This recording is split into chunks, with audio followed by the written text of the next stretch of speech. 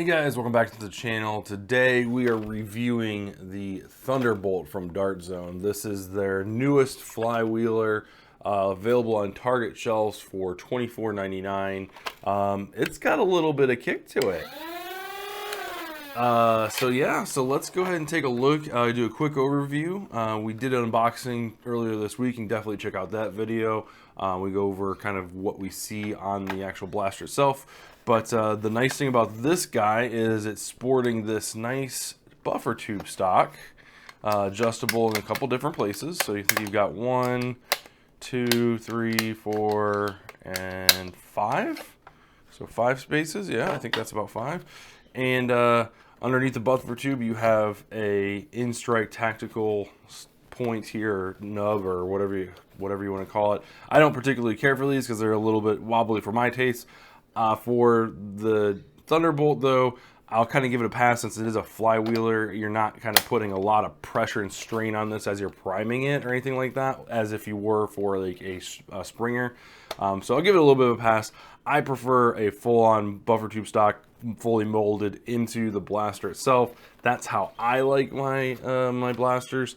But that's just me, and I know there's several people out there that have attachment points that they like, or attachments that they like to add to this, and stocks they like to add to this. So it is what it is. I completely understand, though I disagree with you. This is an inferior attachment point versus something like this, in my opinion. Anyway, controversy aside, moving forward, you've got your rev trigger, which has enough space for 1.5 fingers on my hand. That would probably be a modification that I do early on, is probably trim that down to a middle finger only rev, a single finger, because it just kind of eats into the middle of this ring finger, and it's frustrating. Nice snappy trigger pull, which is nice. You got your mag release that's easily reachable for me. For everyone that has a smaller hand, you might have to use your thumb on your offhand while you're reloading.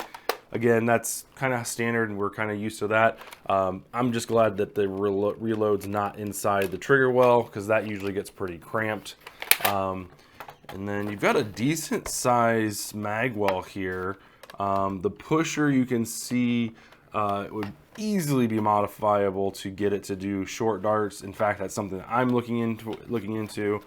You've got your jam door right up here, and then you've got your front kind of grip here, which there is kind of Dart Zone Picatinny underneath this. So you just remove these 2 screws, and you get access to a full kind of Picatinny rail down here at the lower.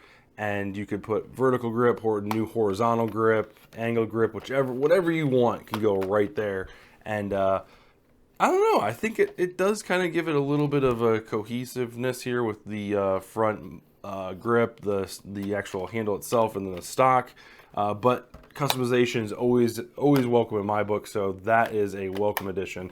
No kind of scarring or anything like that. This is a flywheeler, so having a scar on the end of that would be a little bit difficult. I will note, though, that there's about 1.5 darts thickness of barrel here.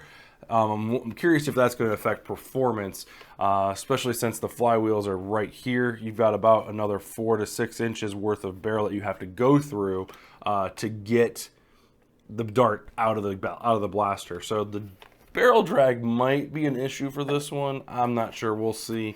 Yeah, so that's that. And on top, we've got 2 sights here, front sight, back sight. The back sight has a kind of like a reticle type of thing with no glass, which is nice because then it doesn't fog up and gain moisture and get gross. They are both completely removable. The front one's a little bit more adjustable than the back one, just because it doesn't go all the way back. It kind of locks into this little space here, but you can kind of push it forward a couple notches, but it looks better that way. So, but fully removable. We will probably end up putting, for our testing purposes, a red dot reflex sight on this side here, just so that we can make sure that our accuracy is on the same spot on the target every shot. So yeah, the darts that come with it, we will not be testing, but I will do a quick demonstration for you. These are the chili darts from Dart Zone. They're the red with kind of like the watermelon. I almost want to call them watermelon, but I think they're called chili darts. They've got like the green color up top, so we've got 5 there. And then we've got the tried and true waffle ones from Adventure Force. Those are the Walmart brand ones.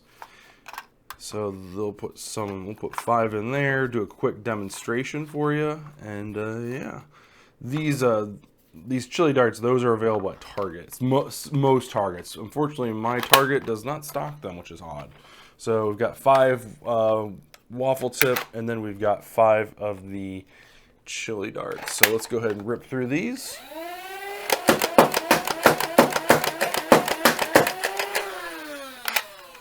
Hit the box each time. That's about 15 feet away. Yeah, we'll go ahead and take it out back.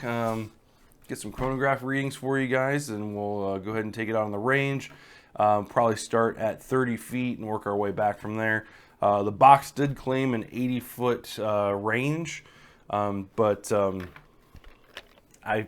mean, 80 feet, that you're probably gonna be doing some arcing.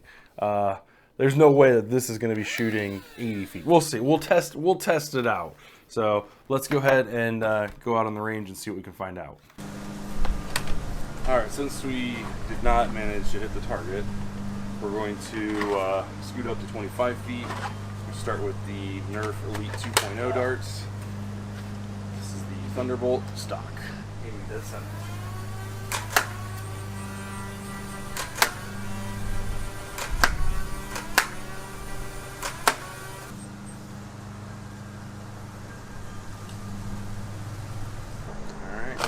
Next up, we have the chili darts from Dart Zone, 25 feet.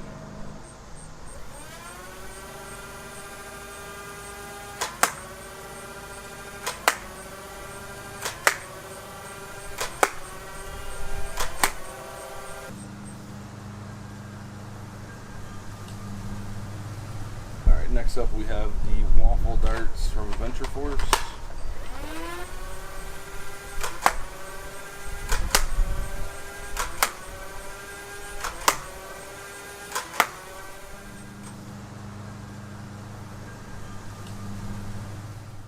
Alright guys, we are back in from the range with the Dart Zone Thunderbolt, and holy cow, I am really excited about this blaster. There is some awesome potential here. It's a great shell, it has some awesome features and things like that, as well as some things that could be improved, but I feel like it's a good step in the right direction and a great platform to get your hands onto. So let's go ahead and jump into the numbers, starting with the FPS slide, and whoo baby! The darts and waffle head darts really kind of showing, like, kind of flexing with the Thunderbolt here with the standard deviation coming at 5.5 and 6.9 respectively, but the average going to the Nerf Elite 2.0 darts at 110.9, and we kind of see this from time to time where the Nerf Elite darts, they must weigh, I have to weigh them, I haven't weighed these in a while, but they must weigh a little bit less, therefore, you know, projectile wise they get a higher FPS, but nevertheless, while they had the highest of the FPS results coming in at 126, and taking the average, I still wouldn't trade the highest and the average for that matter, or those highs for standard deviation. In my opinion, standard deviation is king. Knowing my shots are going to be on target, where I'm pointing consistently from one shot to the next, having a standard deviation of 10.1, while it isn't the worst thing in the world, it can be a lot better, and based on the darts, it can be better. So the Nerf Elite darts obviously took the cake here with the highest FPS and also the highest average. The waffle head darts, not so much. They kind of failed at almost all of these metrics, but that's to be acknowledged, or that's kind of known knowledge at this point. Waffles are just a little bit heavier, and they travel a little bit slower. But what they make up for in high FPS, they greatly improve your accuracy. So while it doesn't show it here, waffles still tend to be the way to go, although these Dart Zone chili darts might be a new winner for me. So all right, so with all that being said, as far as FPS goes, let's go ahead and jump over to our precision slide and really have some fun. Again should note these all are brand new darts.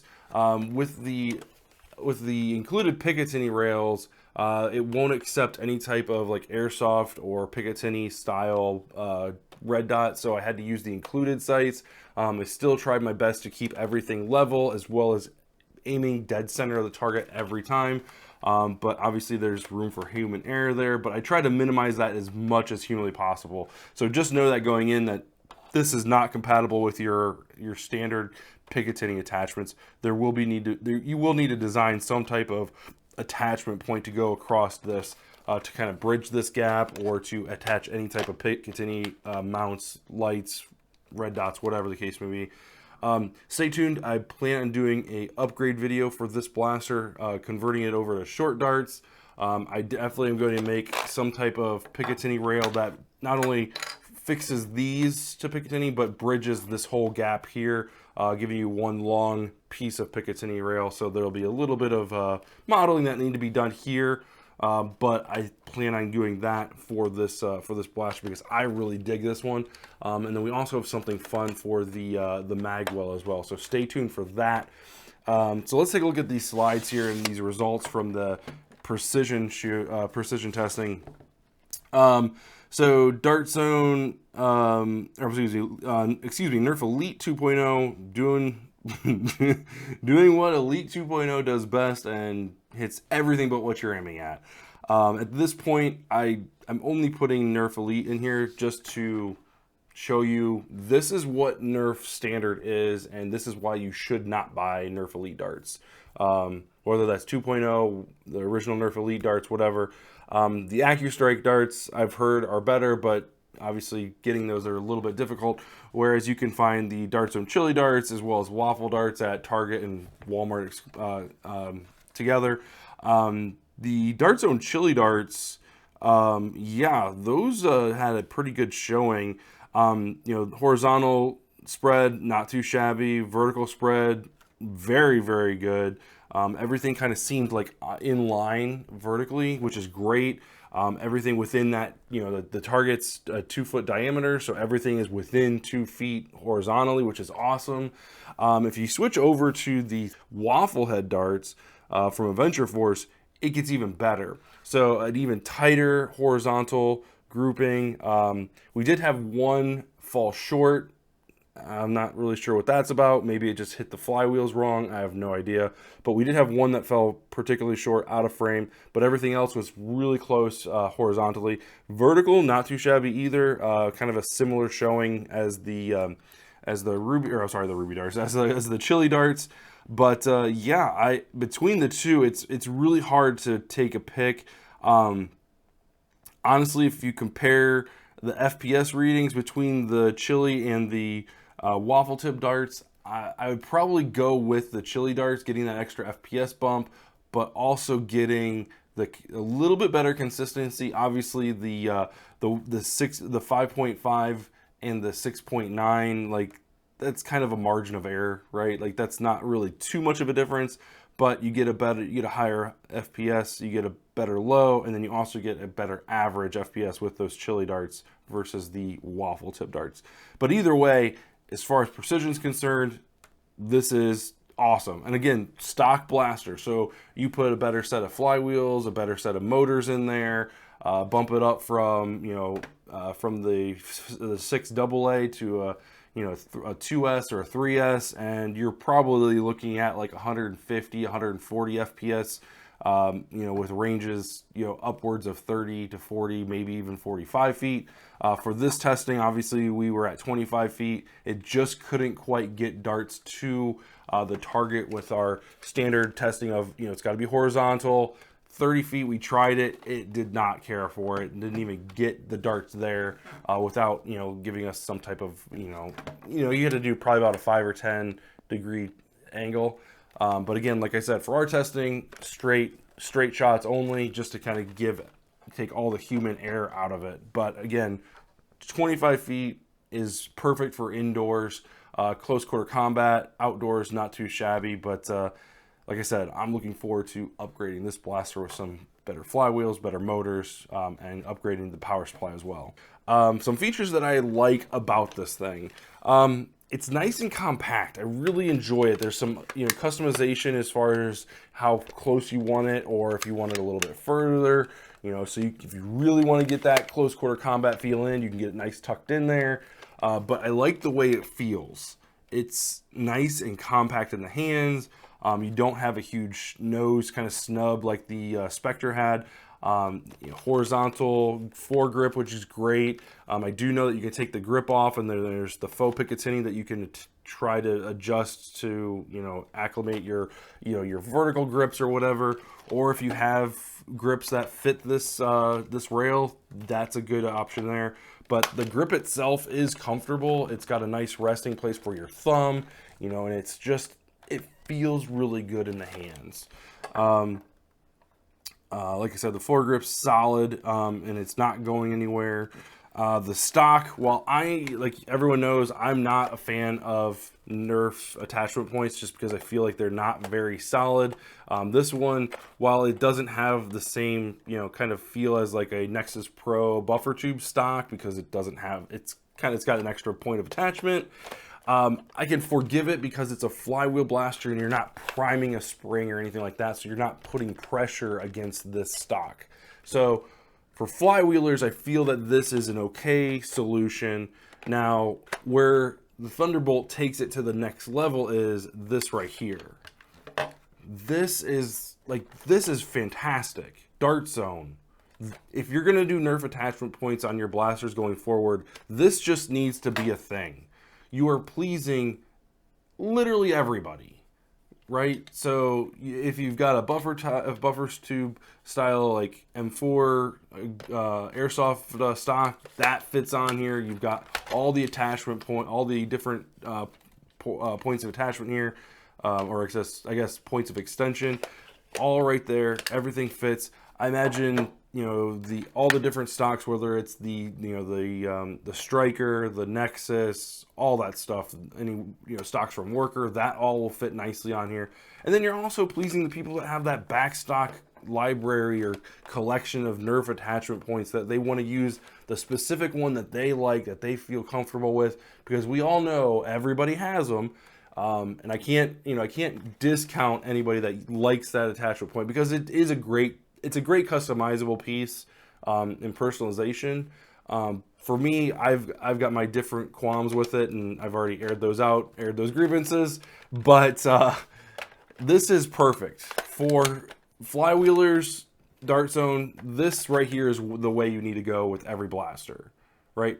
Please everybody. And you don't hear me saying that very much, because if you can't please everybody. But I feel like with this stock attachment point, this system right here, you can literally please everybody.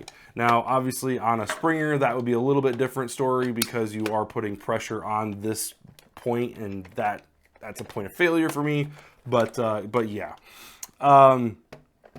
So that's kind of the things I liked about it. Now, there's only one real thing that I dislike about this blaster, and that's the rail system. I don't know why they have this. There's literally no attachments for it that you can buy separately. The only way you can get attachments for this is if you have attachments from other blasters. So you very well could have like a collection or whatever, but like, why not? You've already got the mold for like your Pro and your Max lines. Why not just use those? Like, I guess I don't quite understand. Because then if you did use those, like I could use this on, theoretically, my Striker or on my Nexus Pro. I could use this lower profile front sight for either one of those blasters, and vice versa. I could bring that ecosystem into this. I really think they just need to do away with the dual, Picatinny rail, faux Picatinny rail system. Like, they just need to go with their Pro Max lines and leave this one on this blaster and move forward. That's just my honest opinion. That's the one thing that I don't care about this blaster. I mean, that's literally, I mean, the rev system's really good. You know, you know, it's 6 AA, so, you know, it's going to take a minute or two for it to rev. This isn't, you know, a LiPo or, you know, lithium ion battery or anything like that. It's going to take a second or two. But once it gets going, you can click this trigger as fast as you can, and it will just spit darts. So yeah. So let me know in the comments down below, guys, what you think of the Dart Zone Thunderbolt. I know this kind of came out in between like the Omnia and the Nerf Pro. Stryfe X kind of came out or is announced and teased at that time. So this one I feel like kind of got overlooked quite a bit. So yeah, let me know in the comments below what you think of this one. Have you modded it or painted it up yet? I'm really looking forward to getting this one opened up, and I'll film that one for you guys and definitely be putting that up on the channel here in the next couple weeks. So thank you so much for watching. I'll leave a couple links up here for other videos that you might enjoy for my reviews. Thank you again, and I will see you guys in the next one.